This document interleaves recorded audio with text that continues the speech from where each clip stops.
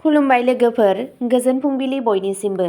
नोंथांमोनखौ एनबि ब्रह्म चेनेलाव आरो फिन खेबसेबाव बयखौबो बरायनाय बावहरग्रोनाय जाबाय। आं दिनै नोंथांमोननि सिगाङाव आरोबाव माखासे खौरां लानानै फैबावलायबाय। आसा खालामो नोंथांमोनहा खौरांखौ खोनासंनानै मोजां मोनगोन। दिनैनि गिबि खौराङावनो दङ बिटिसिनि गाहाय आरो मन्थ्रिफोरा क'क्राझाराव गोजोन लाबोफिन्नायनि सायाव सावरायदों। जिल्लायाव दानि आयेन आब्रुथि थासारि आरो गोजोन आरो सरासनस्रा थासारि लाबोफिन्नायनि राहाफोरनि सायाव सावरायनो थाखाय मैया क'क्राझारनि बिटिसि सेक्रेटारियेटनि अडिट'रियाम हलआव मोनसे गोजोन जथुम खुंनाय जायो। बे मेलाव बिटिसिनि गाहाय हाग्रामा महिलारी, आसामनि मन्थ्रि जयन्त मल्ल बरुवा, मन्थ्रि चरण बर', बिटिसिनि प्रिन्सिपाल सेक्रेटारि मुकेश साहु, क'क्राझारनि जिल्ला कमिसनार पंकज चक्रवर्ती, एसएसपि अक्षत गार्ग, एमएलए लरेन्स इस्लारि आरो रबिराम नार्जारी, इएमफोर, एमसिएलए, बिएसएस, एबसु, बनसु, आसु, आसा, क्रासु, आसु, आरसु, आमसु, एबिएमसु, एबिवाइएसएफ, एजिएसइउ आरो नाथियोगी फरायसा आफादजों लोगोसे गुबुन गुबुन आफादफोरनि थान्दैफोरा बाहागो लादों। लोगोसे जिल्लानि गुबुन गुबुन मुंदांखा नोगोरारिफोर। बाहागो लागिरिफोरखौ बरायनानै जिल्ला कमिसनारआ गिबियावनो बुङो दि खहा जाजानाय सुबुंफोरखौ जिल्लाफोराव रिलिफ आरो थाग्रा बादाफोराव जायगा होनाय जादों आरो साफ्रोमबो स्टेकहल्डारफोरनि हेफाजाबजों थासारिया लासै लासै नर्मेल जाफिनगासिनो दं होनना फोरमायो। जथुम्मायाव बाहागो लानानै बिटिसिनि गाहाय हाग्रामा महिलारी बिथाङा बुङो दि थासारिखौ फोसाबनायनि थाखाय दा बयबो बिबान लानांगोन आरो जिल्ला खुंथाइ आरो बिटिसिआ न' आरो धोन सम्पथिनि खहा जायोब्ला बेनि सायाव नोजोर लाखिगोन होनना बुङो।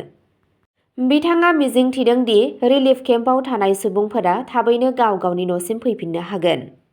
बिथाङा नोगोरारिफोरखौ खावलायो दि खुंथायखौ खामानि मावनांगौ हाबाफोरखौ मावफुंनो गनायथि होनांगौ आरो बिजिरनायखौ गावनि खामानियाव आवगायनो होनांगौ आरो जायखिजाया बानसावनाय, नंखाय खौरां एबा गोरोन्थि खौरां फोसावनायखौ थाबैनो रिपर्ट खालामनो खावलायो। बिथाङा बेखौबो बुङो दि बिथाङा गावनो रिलिफ बादाफोराव दावबायहैदों आरो दिनैसिम थासारिफोरा सरासनस्रा जानानै दं। आसामनि मन्थ्रि जयन्त मल्ल बरुवायाबो गिबि मन्थ्रि डक्टर हिमन्त बिश्व शर्मानि जानानै बिथाङा गोजोन लाबोफिननो थाखाय सावरायनायाव बाहागो लानायनि थाखाय गासैबो बाहागो लाग्राफोरखौ साबायखर बावहरो। बे जाथायखौ दुखुनांथाव आरो दुखु गोनां होननानै बिथाङा नंखाय भिडिअ गोसारनायनि हेंथायै सांग्रांथि होयो, जाय जाथाया दुंहाव जानो हागौ। बिथाङा बुंबावो दि गिबि मन्थ्रिया दासान्दि गुबुन हादोराव दंब्लाबो थासारिनि सायाव गोख्रों नोजोर लाखिगासिनो दं आरो थाबैनो खुंथायारि राहा लानायनि जाहोनाव बेयो गोबां मोजांसिन जादों होनना बिथाङा बुंबावो। बिथाङा बुङो दि गाहाय मन्थ्रिया फैगौ दानाव क'क्राझार गेलेफु रेल मावथांखिखौबो बेखेवनो थाखाय क'क्राझाराव फैगोन आरो बिथाङा बुङो दि गोबां दारिमिनफोरा बे ओनसोलाव रां थिसननो गोसो जादों होनना बिथाङा बुंबावो। बिथाङा बुंबावो दि हिंसा आरो दिदोमथि गैयैआ जौगाखांनायाव हेंथा लाबोनो हागौ आरो गोजोनखौ लाखिनो थाखाय समाजनि गासै थाखोफोरखौ खौसेयै खामानि मावनो खावलायो। लोगोसे बिथाङा 23 जानुवारियाव फिन क'क्राझाराव थांनानै खहा जानाय नखरफोरखौ लोगो हमगोन होनना फोरमायो आरो खुंथाइ आरो बिटिसि मोन्नैबो खहा जानांनाय सुबुंफोरनि गासै गोनांथिफोरखौ सुफुंगोन होनना खोथा होयो। गावनि जोबथा बिबुंथियाव जिल्ला कमिसनार बिथाङा बुङो दि गुबुन गुबुन आफाद आरो हानजाफोरनिफ्राय गोसोखांलाय आरो बोसोन मोननाय जादों आरो बिथाङा साफ्रोमबो सुबुंखौ जिल्लायाव गोजोन लाखिनो थाखाय खावलायो। गुबुन मोनसे खौराङाव दङ गासै बर' फरायसा आफाद एबसुआ क'क्राझाराव सुबुं माहारिनि गाग्लोबनायजों भुगिनांनाय सुबुंखौ न्याय होनो दाबि खालामदों। अल बड' फरायसा आफाद एबसुआ मंगलबारखालि क'क्राझार जिल्लानि कारिगावआव सुबुं थुबुरमानि गाग्लोबनायाव बलि जानांनाय सुबुंखौ न्याय होनो दाबि खालामदों। एबसुनि आफादगिरि दिपेन बर'आ जिल्ला एबसु कमिटिनि दैदेनगिरिफोरजों लोगोसे बुधबारखालि कारिगाव सुबुं थुबुरमाजों गाग्लोबजानाय सिखना जोहोलाव, जायखौ राजा बिस्मित होननानैबो सिनायथि मोननाय जायो, बिथांनि न'आव दावबायहैदों। बिथांमोनहा कारिगावनि आदिबासि रिलिफ केम्पआवबो थांदों। उनाव एबसुनि थान्दै हान्जाया क'क्राझारनि जिल्ला कमिसनारनि गेजेरजों आसामनि गिबि मन्थ्रि डक्टर हिमन्त बिश्व शर्मानिसिम गांसे गोसोखांलाइ गथायनानै सिखोना जोहोलावखौ न्याय होनाय, दायनिगिरिफोरखौ गोख्रों साजा होनाय, भुगिनांनाय नखरनि थाखाय 20 लाख रां खहा सुफुंनाय आरो बिसिनो सोरखारि साख्रि होनांगौ होनना दाबि खालामो। गोसोखां बिलाइयाव सुनिल मुर्मु आरो जोखोम जानाय सुबुंफोर प्रभात ब्रह्म, जागिराज ब्रह्म आरो महेश मुर्मु बिथांमोननो 2 लाख रां होनो खावलायदों। एबसुनि हानजाया सिखना जोहोलावनि बिसि आरो बिहावखौ लोगो हमनानै जाथायनि सायाव सावरायो। बिथांमोनहा अमृतपुरनि भावरागुरि कारिगाव गोजौ फरायसालिनि सान्थाल रिलिफ केम्प आरो आवदां बाजार बर' रिलिफ केम्पफोरखौ नायहैयो, जेराव 1260सो सुबुंफोरा आश्रय लागासिनो दं।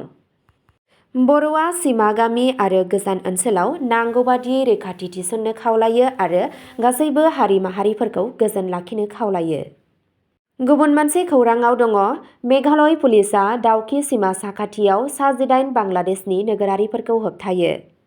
पुलिस बिबानगिरिफोरा फोरमायनाय बादिब्ला गिबि सिग्रोमनाया फुंनि 3 रिंगासोआव आमलारेल ओनसोलनि साखाथियाव जादों, जेराव 4 बांलादेशी नोगोरारिफोरखौ लानानै थांनाय गंसे गारिखौ दसे सम होसोनायनि उनाव होबथानाय जादों। अपारेशननि गिबि खोलोबआव आयेन बेरेखा सोमावसारनायाव मदद होनायनि सन्देहआव 2 भारतारि नोगोरारिखौबो हमनाय जादों।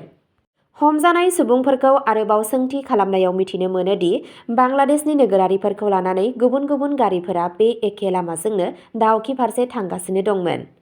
बे खौरांनि सायाव बिथा खालामनानै पुलिसआ थाबैनो आमलारेम हाथाइ ओनसोलाव चेक पइन्ट बानायना होयो। फुंनि 3:45 रिंगासोआव आरोबाव गंथाम गारिफोरखौ चेक पइन्टआव लाखिनानै दोननाय जादों। बे गारिफोराव 14 बांलादेशी नोगोरारिफोर दंमोन, जायनि जाहोनाव बे अपारेशननि समाव हमजानाय गासै फोरमान बिलाइ गैयै गुबुन हादोरारि सुबुंफोरनि अनजिमाया 18 जाहैयो।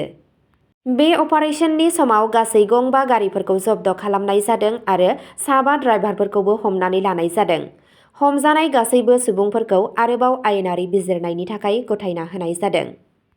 पुलिसआ जिल्लानि गामि दैदेनगिरि आरो जायगानि रैखाथि हान्जाफोरखौ सांग्रां थानो, आयेन बेरेखायै हाबसनफैनायखौ होबथानो थाखाय आयेन आब्रुथि आरो आब्रुथिखौ हेफाजाब होनो आरो हारिनि रैखाथिखौ थि खालामनो खावलायो।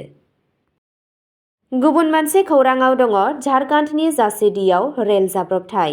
नाभाडी क्रसिंआव गंसे ट्राकजों रेलआ सौग्रावदों। बृहस्पतिबारनि फुंबिलियाव जासिडी आरो मधुपुरनि गेजेराव थानाय रोहिणी नाभाडी रेलवे क्रसिंआव मोनसे गिदिर रेल जाब्रबथाय जायो। 13510 नम्बर नं गंडा आसानसोल एक्सप्रेसआ डाउन लाइन गंडानिफ्राय आसानसोलसिम थांनाय गंसे ट्राकजों मोगा-मोगि जायो। ट्राकनि नम्बरा JH15X8874। बे जाब्रबथायनि जाहोनाव डाउन आरो अफ मोन्नैबो लाइनआव रेलगारिनि थांलाय फैलाया दसे समनि थाखाय हेंथा जादोंमोन। बे जाथाया फुंनि 9:38 रिंगासोआव जादों होननानै खौरां मोन्नाय जादों, नाथाय फुंनि 10:55 रिंगासोआव अफ-लाइनखौ बानायफिनदोंमोन। आसानसोल झाझा पेसेन्जार ट्रेनखौ बारहोनो गनायथि होनाय जादों। नुगिरिफोरनि बादिब्ला फुंनि समाव क्रसिंआव गोबां ट्रेफिक दंमोन। बे समाव माइरंजों बुंफबनाय गंसे ट्राकआ रेल लामाखौ बारगासिनो दंमोन। गेटकीपार पंकज कुमारआ बुंदों दि गोबां ट्रेफिक थानायनि थाखाय रेलगारिखौ सिगनेल होनाय जायाखैमोन। बेनि उनावबो गेन्डा आसानसोल एक्सप्रेसआ डाउन लाइनआव फैनानै क्रसिंआव ट्राकजों सौग्रावो। सौग्रावनाया ओरैबादि गोब्राबमोन दि खाथि-खालानि ओनसोलाव गिखांनाय सोमजिदों। गंसे रेल आरो गंसे ट्राकनि गेजेराव सौग्रावलायनाय समाव गंनै मटर साइकेलाबो खहा जादों। खाफाल मोजां दि मटर साइकेल सालायगिरिफोरा जाथायथिलिनिफ्राय खारनो हादों। दासिम बे जाथायाव रावबो सुबुंनि जिउ खहा जानायनि खौरां मोन्नाय जायाखै। जायगानि सुबुंफोरा बुङो दि जुदि ट्रेनआ एसे गोख्रै थांनायमोनब्ला गोबां सुबुंनि जिउ खहा जागौमोन। गुबुन मोनसे खौराङाव दङ, एआइ भिडिअ'जों हिन्जावसाखौ ब्लेकमेल खालामनायनि थाखाय लाइमोनखौ हमदों। तिनिसुकिया जिल्लानि माकुम पुलिसआ सोनाब बेंगलनि सासे लाइमोनखौ हमनायनि उनाव मोनसे जाथाय सोराङाव फैदों, जाय सुबुङा एआइ टेक्न'लजिखौ बाहायनानै माकुमनि हिन्जावसाखौ गाज्रि भिडिअ' बानायनानै ब्लेकमेल खालामदों। खौरां मोन्नाय बादिब्ला गपालपुरनि उत्तरपाड़ानि थागिबि 22 बोसोर बैसोनि रणजित सिंहआ फेसबुक आरो गुबुन ससियेल मिडिया प्लेटफर्मनि गेजेरजों सासे माकुमनि सिख्लाजों सिनाय जादोंमोन। बिनि जुलिखौ लानानै गोजोननाय गैयैनि सायाव दुखु मोननानै सिंहआ गाज्रि भिडिअ' बानायदों आरो ससियेल मिडियायाव आपल'ड खालामनायनि हुमखि होदों। हिन्जावसानि नखरनि सोद्रोमाफोरा माकुम पुलिस थानायाव एफआइआर थिसनदों। बेनि उनाव एसआइ बिटु सयकियानि दैदेननायाव पुलिस अफिसारफोरनि हानजाया कलकातायाव मोनसे अपारेशन खालामदोंमोन आरो 14 जानुवारियाव सिंहखौ खायो। IT एक्ट 2000 नि 66A, 66D, 67A जों फरायजानाय 78-2-79, 351-2 BNS 2023 नि सिङाव केस नम्बर 02-2026 रेजिस्टार खालामनायनि उनाव 19 जानुवारियाव बिथांखौ तिनिसुकिया बिजिरसालियाव लांनाय जादों। जोबथा खौराङाव दङ दायनिगिरिया पुलिसनि जिम्मानिफ्राय खारखोमादों, 3 पुलिसफोरखौ सासपेन्ड खालामबाय। ड्राग्स फालांगि खालामनायनि गुबै दायनिगिरिफोरनि गेजेराव सासेया मंगलबारखालि चुटिया पुलिस थानायाव पुलिसनि जिम्मानिफ्राय खारखोमालाङो। खौरां मोननाय बादिब्ला बिश्वनाथनि ASP क्राइमनि दैदेननायाव चुटिया आरो इटाखला पुलिसजों लोगोसे मोनसे जथाय पुलिस हान्जाया समबारखालि मोनाबिलि समाव इटाखलानिफ्राय 38 बोसोर बैसोनि केजां नार्बु टेंडक आरो बिथांनि बिसि चिरिं डेमा मुंनि अरुणाचली जराखौ फेग्रा मुवा फालांगि खालामनाय जाथायजों लोब्बा खालामनानै हमनो हायो। बेनि उनाव NDPS एक्ट 1985 नि सेक्सन 21B, 25-29 नि सिङाव 11/2026 नम्बरनि केस रेजिस्टार खालामनाय जायो। अब्ला दिनैनि खौराङा बेखिनियावनो जोब्बाय। एसेनोसै, गोजोन्थों।